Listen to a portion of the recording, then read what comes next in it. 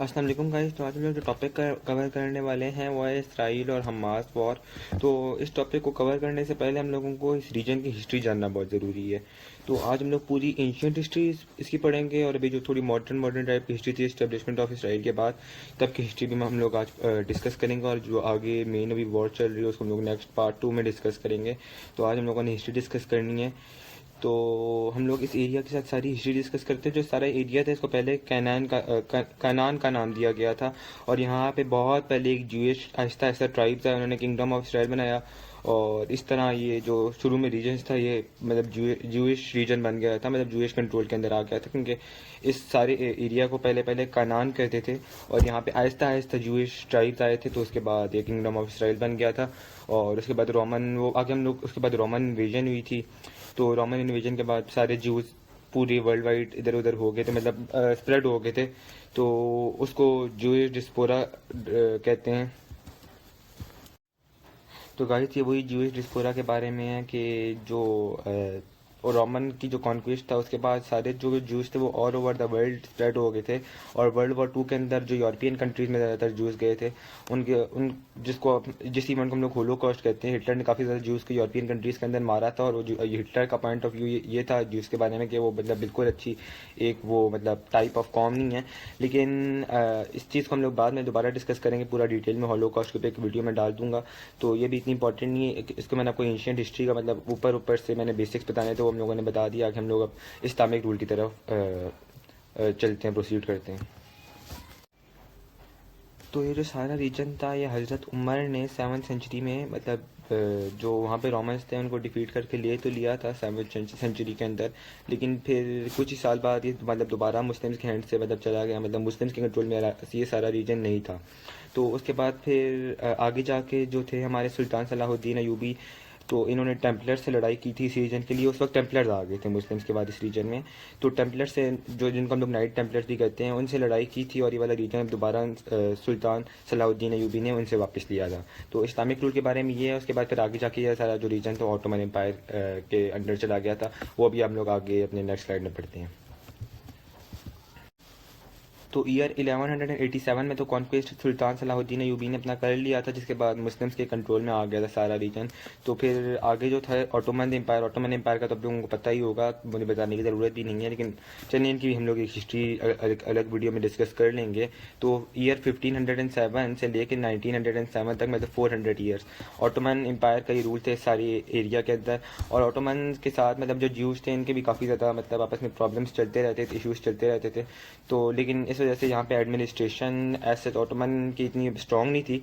तो ये प्रॉब्लम था, ऑटोमन जिस तरह मैनेज नहीं कर सकते थे ऑटोमन वाला एरिया, क्योंकि यहाँ पे ज्यूस की भी पॉपुलेशन मतलब तो रहती थी, क्योंकि जो था जूस डिस्पोरा।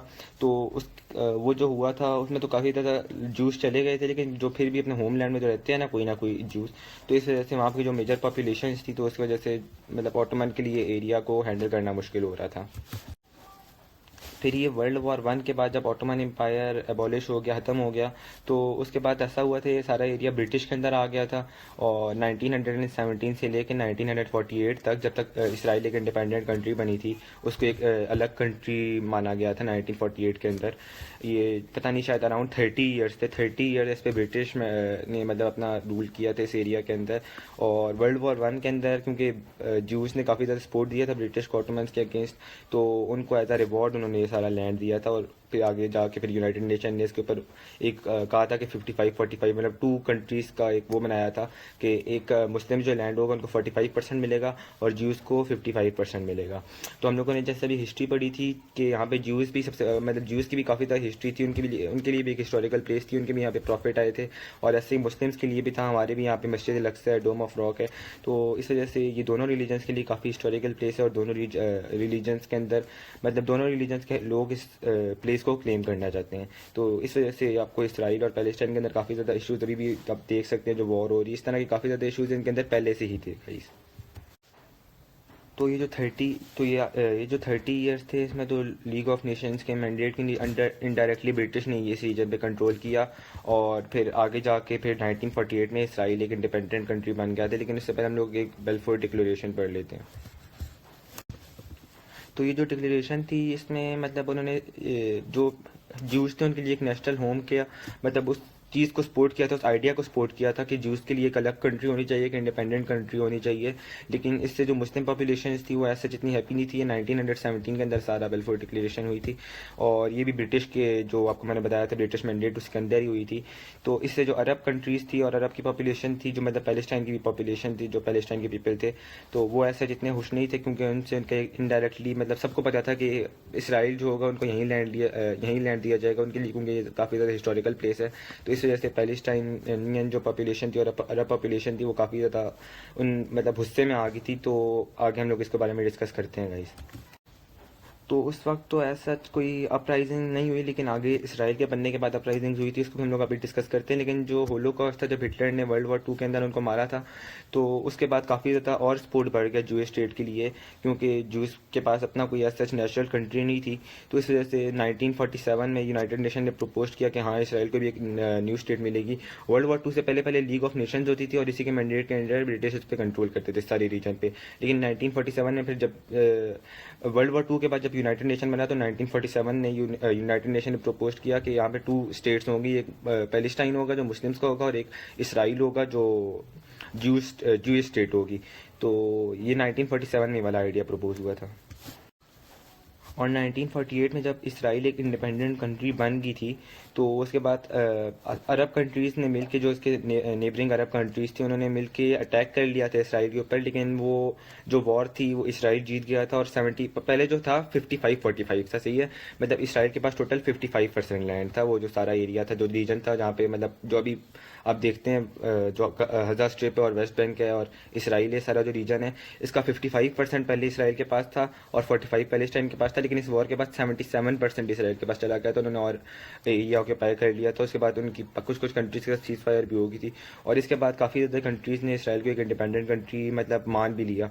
जिस तरह हमारे पाकिस्तान, मतलब ऐसा तो नहीं होता ना कि आप इंडिपेंडेंट कंट्री बनो जब तक आपको कोई मानता नहीं है। मिनिमम शायद मुझे नंबर नहीं पता, लेकिन कुछ कंट्रीज़ होती हैं, कुछ नंबर होता है जितनी कंट्रीज़ को आपको एक इंडिपेंडेंट कंट्री मानना होता है, एक्सेप्ट करना होता है। तो इस तरह इस वॉर के बाद काफ़ी ज़्यादा कंट्रीज़ ने इसराइल को एक इंडिपेंडेंट कंट्री की तौर पे एक्सेप्ट कर लिया। उसके बाद गाइस 1967 में 6 डे वॉर हुई, तो टोटल अराउंड 6 डेज चली थी। और इसमें इजिप्ट और साथ में बाकी जो नेबरिंग कंट्रीज़ थी, सीरिया, लेबनान, जॉर्डन और इस तरह की सारी कंट्रीज़ ने मिलकर इसराइल पे दोबारा अटैक किया। और इसमें जो ये आप सारा ग्रीन ग्रीन एरिया देख रहे हैं, ये सारा इसराइल था, जो 77% का हम लोग ले भी लें तो पहले तो इससे भी कम था इसराइल के पास एरिया, 55-45 था। लेकिन उस वॉर के बाद 77% इसराइल का एरिया थे, जो सारा ग्रीन ग्रीन है। लेकिन इस वॉर के बाद जो था, इसराइल ने गोलान हाइट्स सीरिया के अंदर ले ली, वेस्ट बैंक और गजा स्ट्रिप ये भी सारा इसराइल ने ले लिया था। लेकिन अब बाद में जाके आप सोच रहे होंगे तो फिर अभी भी मतलब एग्जिस्ट करता है, लेकिन चलें उसको हम लोग अभी डिस्कस करते हैं। और यहाँ इजिप्ट के अंदर सिनाई पेनिनसुला था, ये भी इसराइल ने ले लिया था इस वॉर के अंदर, जिसके बाद उनकी इजिप्ट के साथ सीज फायर हुई थी।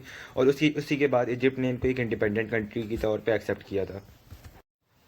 ऑस्लो अकॉर्ड 1993 में एक इनिशियल एग्रीमेंट था, जो इसराइल और पैलेस्टाइन लिबरेशन ऑर्गेनाइजेशन PLO के दरमियान हुआ था।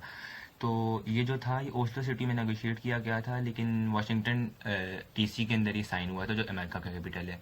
और इसका जो पर्पस था गाइस, वो ये था कि दोनों जो पार्टीज हैं इनके बीच में पीस हो सके। इसके जो मतलब एक टाइप ऑफ पीस नेगोशिएशंस थी। दोनों पार्टीज़ ने एक दूसरे को इंडिपेंडेंट कंट्री के तौर पर रिकॉग्नाइज़ किया, और ये डिसाइड हुआ कि एक मतलब पैलेस्टीनियन अथॉरिटी होगी, जो वेस्ट बैंक और गजा स्ट्रिप के एरियाज़ को अपने मतलब कंट्रोल करेगी, type of a political party या पैलेस्टीनियन, जिसको अथॉरिटी का कहा गया।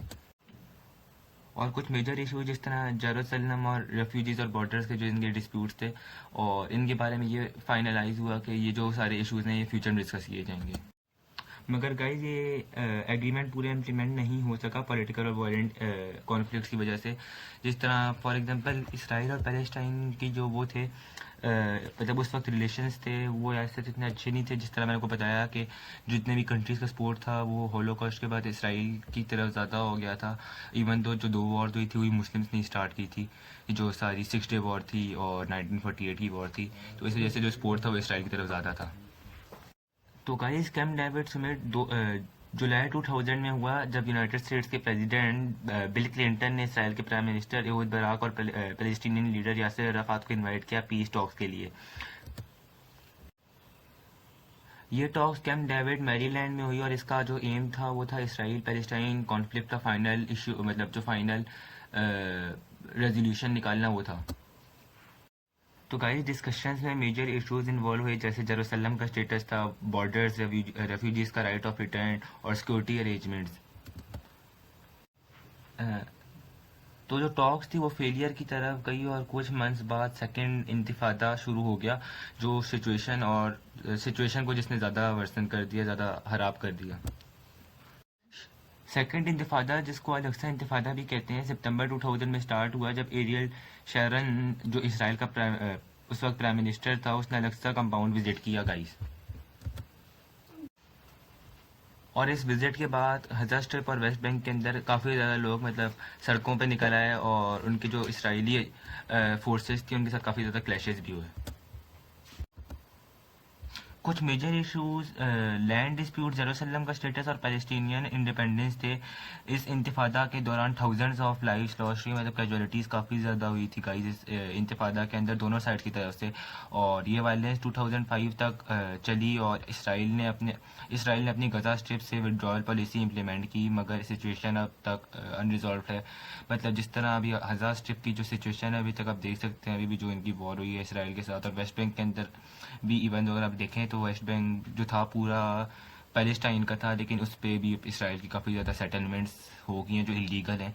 तो इस पे भी यूनाइटेड नेशन को कुछ ना कुछ स्टेप उठाना चाहिए। और आगे हम लोग इसका पार्ट 2 अब कल डिस्कस करेंगे, जिसमें हम लोग इसराइल हमास वॉर भी डिस्कस करेंगे। तो आज की इस वाली वीडियो में इतना ही गाइस। अगर आप लोगों को हमारी वीडियो पसंद आई हो तो इस वीडियो को लाइक करना।